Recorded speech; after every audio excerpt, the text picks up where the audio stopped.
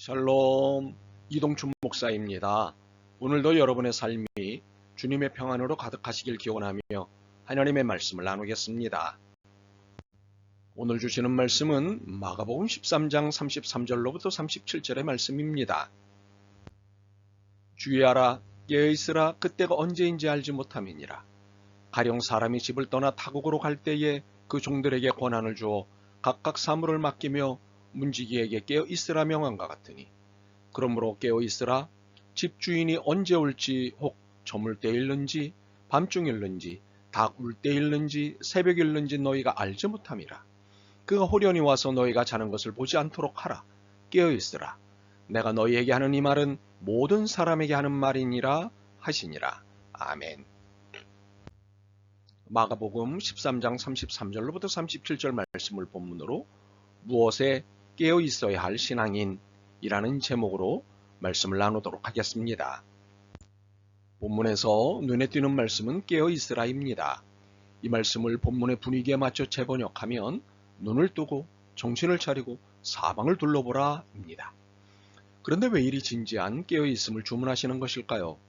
집주인을 제때 잘 맞이하기 위해서입니다. 집주인은 하나님이신 예수님입니다. 주인이신 예수님을 제때 잘 맞이하기 위해서는 눈을 뜨고 정신을 차리고 사방을 둘러보아야 합니다. 눈을 감고 있으면 안 됩니다. 볼 수 없기 때문입니다. 그런데 눈을 뜨고 있다는 것으로 다 되는 것이 아닙니다. 정신을 차려야 합니다. 묘몽사몽간에 있으면 눈을 뜨나 마나입니다. 그리고 사방을 예의주시해야 합니다. 동서남북 어디서 예수님이 오실지 모르기 때문입니다. 그런데 이 준비에는 복수의 의미가 있습니다. 하나는 미래의 주님을 맞이할 준비를 하라는 의미입니다. 장차 오실 주님, 재림의 주님, 심판주로 오실 주님을 맞을 준비를 하라는 의미입니다. 우리는 이것에 대해서는 잘 학습되어 있는 편입니다. 이런 준비를 종말론적 준비라고 할 수 있습니다. 다른 하나는 현재 주님을 맞이할 준비를 하라는 의미입니다. 이 의미는 지금부터 미래에 오실 주님을 맞이하는 날까지 취해야 할 자세를 말합니다. 시대적 준비라고 할 수 있습니다. 이 시대적 준비는 현재로서는 종말론적 준비보다 중요한 준비입니다. 하지만 시대적 준비가 현재적이기 때문에 중요한 것만은 아닙니다. 이보다 더 중요한 이유가 있습니다. 그것은 시대적 준비가 없이는 미래적 준비는 의미가 떨어지기 때문입니다. 이 시대에 대한 깨어있음 없이 장차 만나게 될 주님과의 조우가 의미가 있게 될까 하는 의문 때문입니다. 이 설명을 입증할 말씀을 제시하겠습니다. 마태복음 25장 35절과 36절입니다.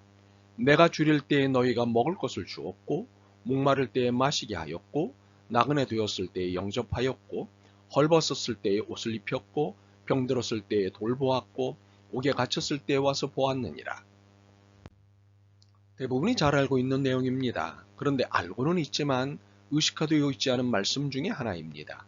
의식화되어 있지 않으면 단순히 배고픈 사람, 목마른 사람, 나그네 된 사람, 헐벗은 사람, 병든 사람, 옥에 갇힌 사람으로만 보일 뿐입니다.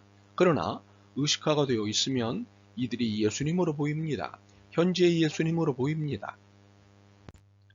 그러므로 예수님께서 우리에게 강조하시는 것은 현재의 예수님의 처지와 이런 처지를 만든 구조에 대해 깨어있으라고 하시는 것입니다. 즉, 잘 먹기 위해 잘 버는 것에 관심을 두는 것이 아닌, 잘 되기 위해 잘하는 것에 관심을 두는 것이 아닌, 잘 먹지 못하고, 잘 벌지 못하고, 잘 되지 못하고, 잘하지 못하는 사람들에게 관심을 두는 것이 중요하다고 말씀하시는 것입니다. 그리고 이러한 현실을 만들어내는 구조학과 악의 구조에 관심을 두라고 말씀하시는 것입니다. 세계가 인정하는 지성, 슬라보의 지적은 삶을 두 종류로 구분합니다. 하나는 그저 그런 삶, 다른 하나는 진정한 삶입니다. 그저 그런 삶은 아무 일도 일어나지 않기를 소원하는 것입니다. 무슨 일이 일어나도 곧 아무 일 없었다는 듯 사는 태도입니다. 지적은 이를 자유민주주의의 특징으로 읽습니다. 자유민주주의에 젖어들수록 이런 현상이 심해진다고 말합니다. 그래서 그는 이러한 자유민주주의를 무사권의 당이라고 비판합니다. 이와는 달리 진정한 삶은 현실을 바르게 직시하는 삶입니다. 특히 구조악에 의해 억압받는 모든 것에 대해 연민을 갖고 그 구조적 악에 대한 동지적 연대감으로 투쟁하는 삶을 말합니다. 그렇다면 어떤 삶이 깨어있는 삶이겠습니까? 구조적 악에 의해 배고프게 된 사람, 목마르게 된 사람, 나그네 된 사람, 헐벗은 사람, 병든 사람, 옥에 갇힌 사람이 된 이들의 자유, 해방, 복지를 위해 연대적 투쟁을 하는 삶입니다. 그들에 대해 연민하는 정도가 아닌 그들의 문제를 해결하기 위해 앞서는 것을 말합니다. 왜냐하면 그들은 문제를 해결할 능력이 없기 때문입니다. 그래서 이렇게 살 수밖에 없습니다. 그러므로 우리가 나서지 않으면 그들은 일어설 수도 살 수도 없습니다. 예수님은 시대가 전혀 상상하지 않는 주문을 하셨습니다. 의인들이 놀래서 주님, 저는 배고픈 사람, 목마른 사람, 나그네 된 사람, 헐벗은 사람, 병든 사람, 옥에 갇힌 사람을 위해 수고는 했지만 주님께 그렇게 해드린 적은 없습니다. 라고 했을 때 너희가 그렇게 했다고 하셨습니다. 그리고 오늘날도 동일하게 말씀하고 계십니다.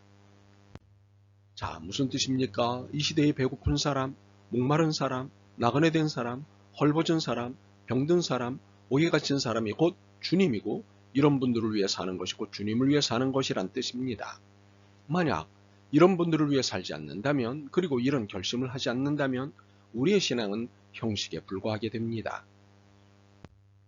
오늘날 많은 그리스도인들이 기적을 바랍니다. 그런데 기적이 잘 나타나지 않습니다.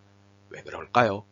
기적은 배고픈 사람, 목마른 사람, 나그네 된 사람, 헐벗은 사람, 병든 사람, 옥에 갇힌 사람들을 해방시키는 사람에게만 나타나게 되어 있기 때문입니다. 이유가 무엇일까요? 여러분이 잘 알고 있는 프랑스의 사상가이자 신학자 파스칼은 그의 책 팡세에서 하나님을 숨은 신이라고 설명합니다.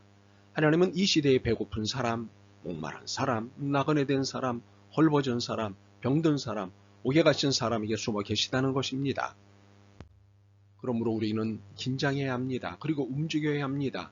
마지못해서가 아니라 적극적으로 능동적으로 말입니다. 왜냐하면 주인이 갑자기 돌아와서 너희가 잠자고 있는 것을 보게 되면 큰일이기 때문입니다. 그러므로 세상사 구조적 악에 예민하게 깨어 있으십시오. 그 어느 하나라도 소홀히 여기지 마십시오. 모든 문제가 다 우리가 품어야 할 문제로 맡기셨기 때문입니다. 그러므로 24시간 365일 모든 구조악의 문제에 행동할 준비를 하며 사십시오. 눈을 뜨고 정신을 차리고 사방을 둘러보라.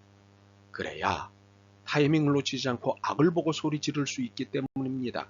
그래야 주님이 언제 오시든 당황하지 않게 될 것입니다. 아멘.